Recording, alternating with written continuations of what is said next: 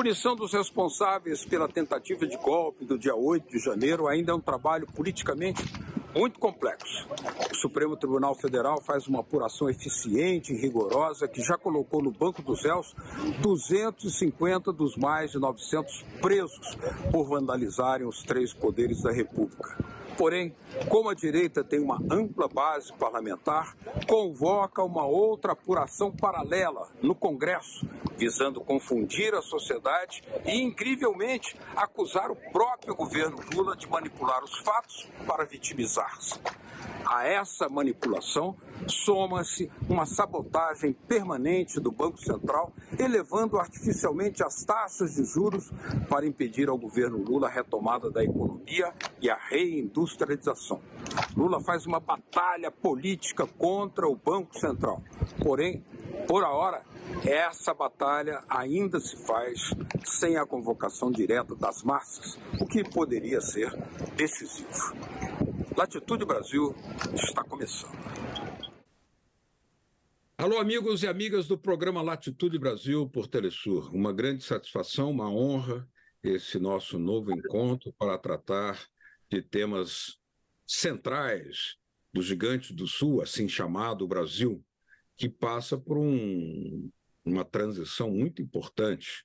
Sai de um governo fascista de Bolsonaro e, pela força do povo, assume novamente pela terceira vez o presidente Lula, já com quase 4 meses de governo, vai tomando pé uma série de medidas que são muito importantes para consolidar a democracia, para iniciar, essa é a tarefa fundamental, a proposta fundamental do presidente Luiz Inácio Lula da Silva, de alcançar a justiça social. E para nos falar sobre os desafios que o governo Lula está enfrentando, entre eles obstáculos que estão sendo criados pela base direitista que há no Congresso Nacional, instalando CPIs, criando uma série de armadilhas, o nosso convidado de hoje é um especialista em temas jurídicos e políticos, porque foi reitor da Universidade de Brasília, aquela criada por Darcy Ribeiro, nascida para ser uma ferramenta de emancipação do povo brasileiro, e ele também é um dos grandes protagonistas desse movimento chamado O Direito Achado na Rua, o professor José Geraldo de Souza Júnior, a quem dou boa noite e agradecendo muitíssimo por estar aqui conosco, professor. Muito obrigado. Obrigado, Beto Almeida e a audiência da Telesur. Um prazer estar mais uma vez, né, em contato com os que seguem o programa, né, e que se interessam pelo que o gigante faz, ou que é feito, né, para apequenar o gigante. É uma honra para nós, professor. E eu lhe pergunto, essa CPMI, ou seja, uma comissão parlamentar mista de inquérito para apurar o ocorrido no dia 8 de janeiro desse ano, uma tentativa de derrubar o governo, uma tentativa, no mínimo, sinistra de impedir que o presidente Lula tomasse, de fato, as rédeas do governo, como merece, como ele é de direito. Ela estava sendo investigada pelo Supremo Tribunal Federal. Está sendo, aliás, está avançando. Será que o caminho melhor, mais adequado, não é o judiciário? Por que o caminho da política? Será que é para fazer espetáculo, para torpedear, para dificultar? Qual é a sua opinião? Eu concordo com você de que o melhor caminho era o que vinha e vem ainda, porque ele não foi abandonado, sendo o conduzido interinstitucionalmente na linha das competências constitucionais dos poderes. O Supremo Tribunal Federal instaurou o inquérito para o procedimento investigatório e judicial desse evento, né? Até porque ele também foi alcançado pela última ação mais grave desse processo, que foi o 8 de janeiro e a vandalização, né, da institucionalidade dos símbolos da República. O Legislativo, o Executivo e o Judiciário, o Palácio do Planalto, o Congresso Nacional e a sede da Suprema Corte. Então, ali me parecia e me parece o lugar adequado, porque o devido processo legal é assegurado, são convocados os organismos qualificados do sistema judicial e jurídico para conduzir o processo, o Ministério Público, a Polícia de Investigação, a Polícia Federal, né? Com toda a salvaguarda de garantia dos direitos dos envolvidos, sobretudo dos indiciados. Né? Não se pode alegar perseguição política de forma alguma. Não. Até porque se assegura a assistência jurídica ou própria ou ofertada pelo Estado, a Defensoria Pública, né? Até porque se admite o monitoramento pelas entidades que que examinam a pauta dos direitos humanos, e isso tem acontecido. Se ativam os mecanismos de física e se a legalidade da prisão está sendo cumprida, né? Então me parecia e me parece o lugar mais adequado, e creio que essa era a posição do governo, que, no primeiro momento, até procurou criar objeção à instalação da CPMI. Né? Depois, quando viu que, sim, havia uma ação da oposição, não só no parlamento, mas conjugada com seus meios de comunicação, com suas bases de articulação, que queriam, primeiro, transformar a CPMI numa arena para tentar subjugar, né, a governança, né, transferindo o que é de sentimento comum. Né? E claro. O ato foi pela mesma articulação que, desde 2016, vem golpeando a democracia, né, para dizer que a responsabilidade é do governo.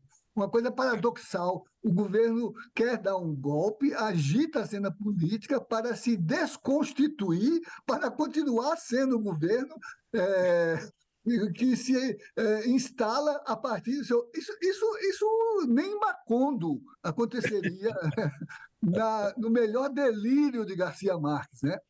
Mas também, Beto, eu acho que é uma ação inteligente da oposição, no sentido de, com a CPMI, tentar conter, obstruir e, principalmente, atrasar a implementação das medidas que, desde que tomou posse, e, aliás, diga-se de passagem, um governo que tomou posse antes mesmo da posse oficial, porque já começou a governar antes mesmo da posse, na concertação que fez para assegurar a base orçamentária de implementação das suas primeiras medidas, e na participação internacional, nos fóruns mais qualificados do globo hoje, nos quais o presidente Lula, os seus emissários, foram recebidos com todas as honras, inclusive honras de chefe de Estado, embora ainda não portando a faixa presidencial. Né?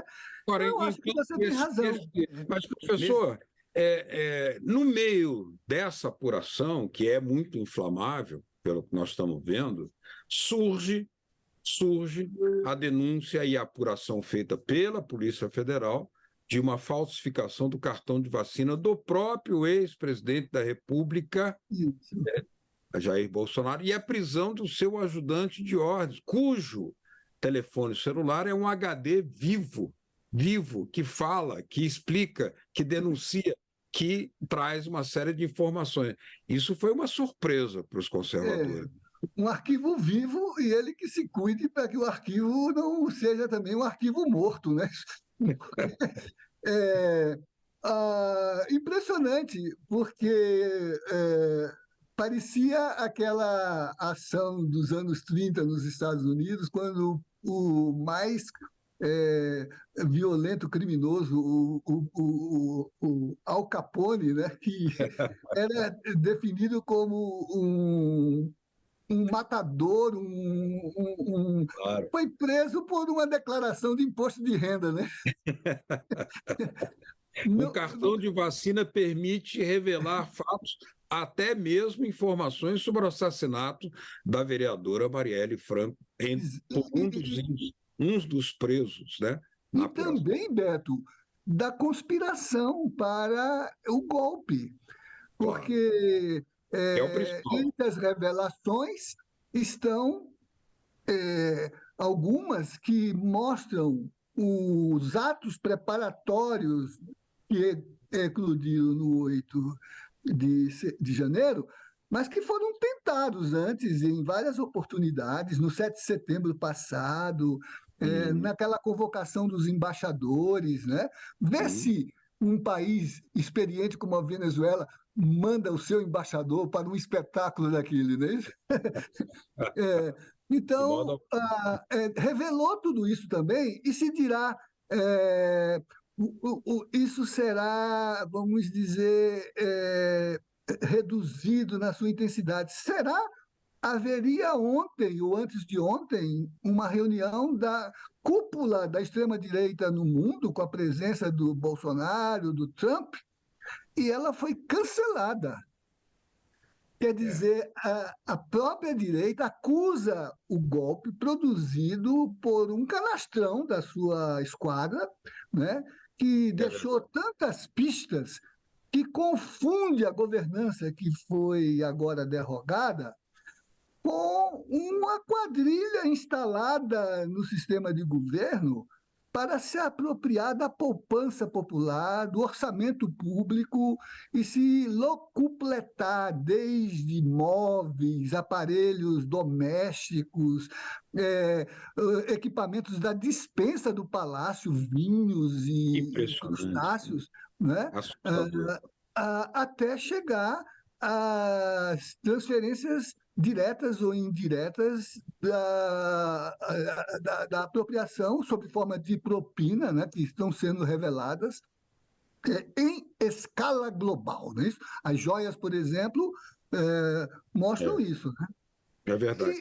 Vamos Esse, aproveitar esse ponto de vista seu para aprofundar exatamente essa linha de desnacionalização do patrimônio, usando expedientes golpistas, ilegais, ilícitos, intimidação da soberania brasileira, da cidadania brasileira.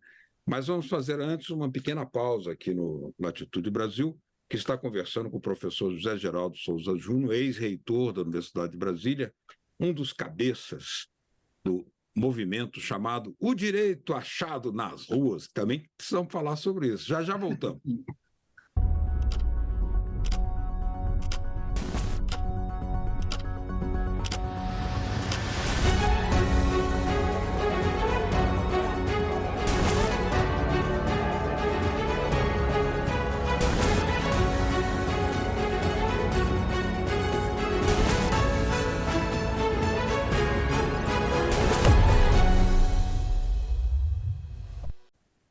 Latitude Brasil está de volta conversando com o professor José Geraldo Souza Júnior, jurista, ex-reitor da Universidade de Brasília, professor da Faculdade de Direito e um dos líderes do movimento O Direito Achado nas Ruas.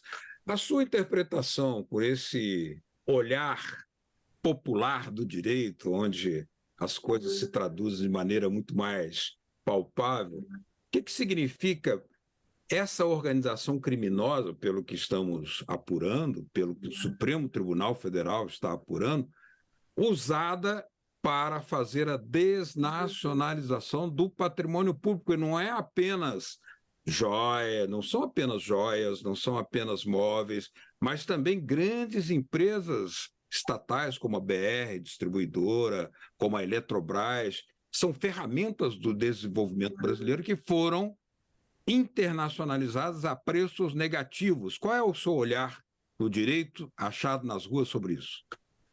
Então, o sentimento de que o social se vê exaurido por essa forma predatória, entreguista,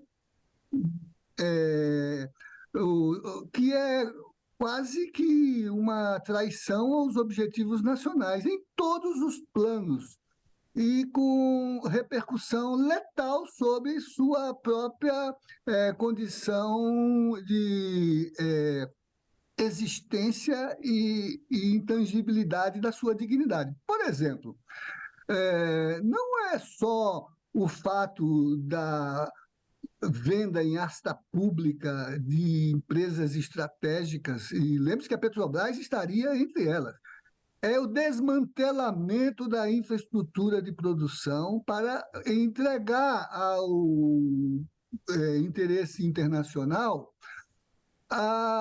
os contratos de reconstrução de países. Por exemplo, valendo-se de mecanismos maliciosos, como usar o aparato judicial pelo lawfare, né, para desmontar a indústria da construção civil, por exemplo.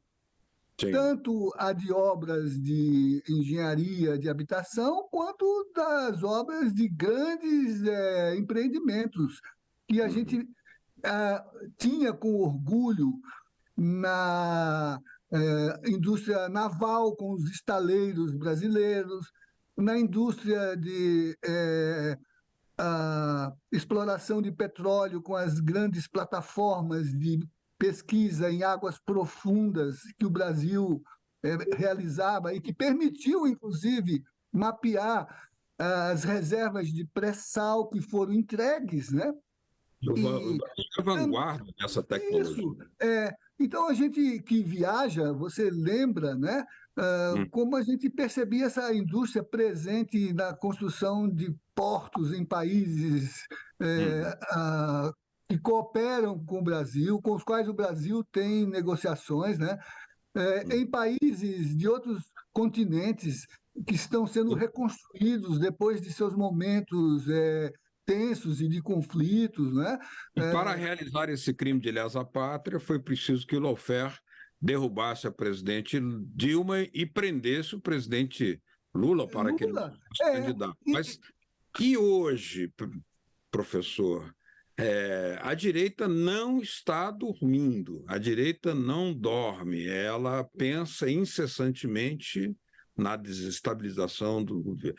Nós já tivemos um golpe em 64, quando o presidente João Goulart tinha 73% de popularidade, mas foi derrubado, sem resistência. O presidente Dilma também foi derrubada, sem resistência.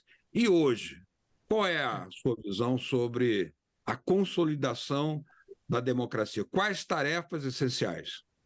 Eu acho que agora, né, com o aprendizado da democracia, que graças ao sofrimento dessas experiências anteriores, né, basta ver as comissões de anistia, de mortos e desaparecidos, que registram o que foi o sacrifício de uma geração para construir o caminho de reconstrução democrática, né?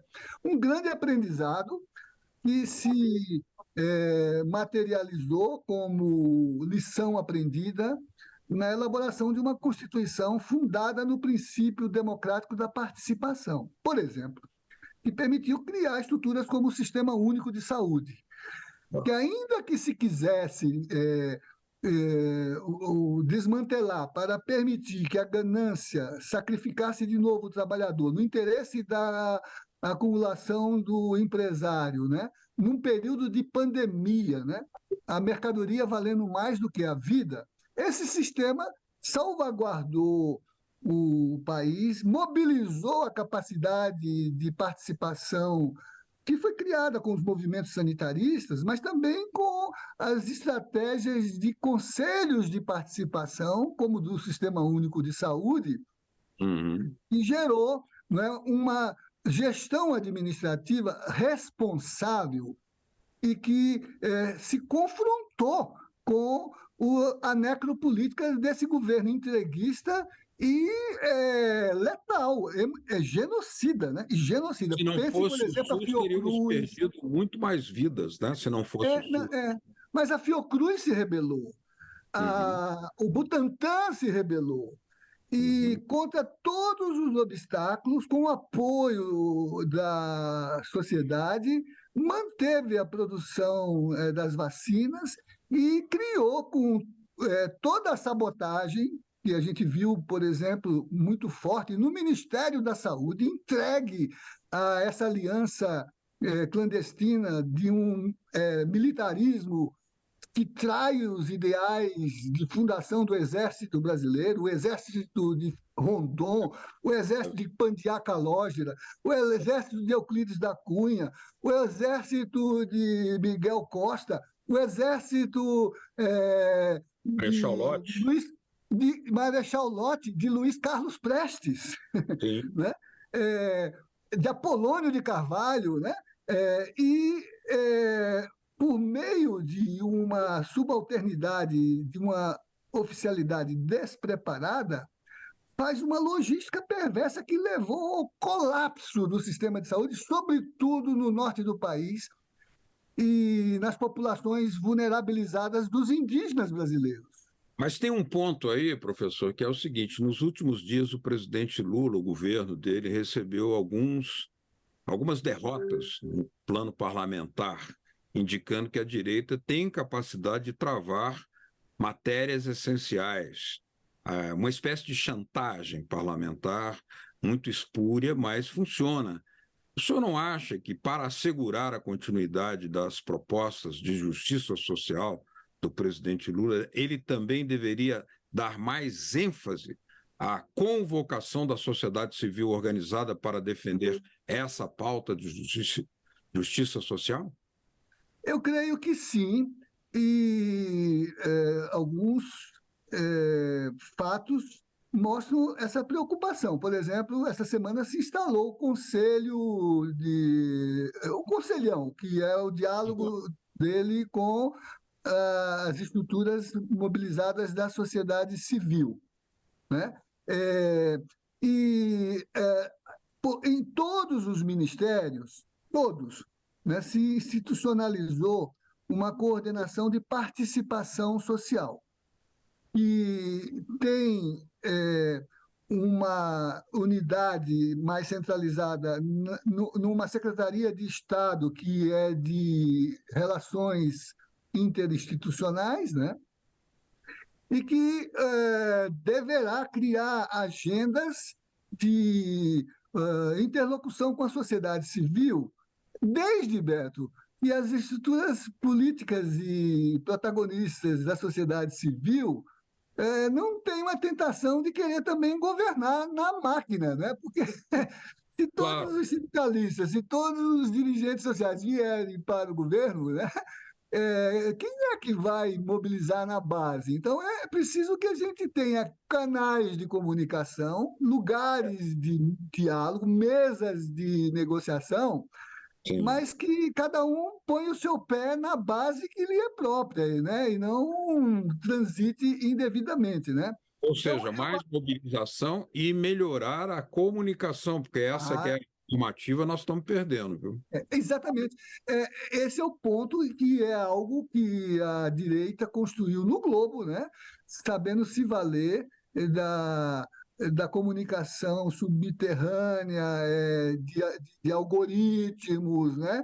Que acaba gerando, né, uma intensificação de narrativas que mobiliza, por exemplo, os posicionamentos de parlamentares que também se movem por cifrões, por verbas e por outros benefícios. Eu acho que o governo terá que construir uma negociação mais legítima com esses setores e refazer as bancadas no sentido de uma construção ética de que o orçamento pode ser também conduzido nessas negociações, mas no interesse legítimo do bem-estar da sociedade e da justiça social a que você se refere, né? Professor, foi um grande prazer tê-lo aqui em Latitude Brasil mais uma vez, enriquece a nossa audiência, que certamente aprendeu muito das suas reflexões. Muito obrigado pela sua presença. As portas sempre abertas para o senhor. Isso. E sigamos barrio adentro, como se dizia em Venezuela, a propósito do direito que está sendo desenvolvido nas comunidades. É o nosso direito achado na rua. Aí é Muito bem. barrio adentro. Barrio adentro. Exatamente. Professor José Geraldo Souza Júnior, ex-reitor da Universidade de Brasília, muito obrigado. E obrigado a vocês que nos acompanharam aqui. Semana que vem estamos de volta com Latitude Brasil. Tchau, muito obrigado, aquele abraço.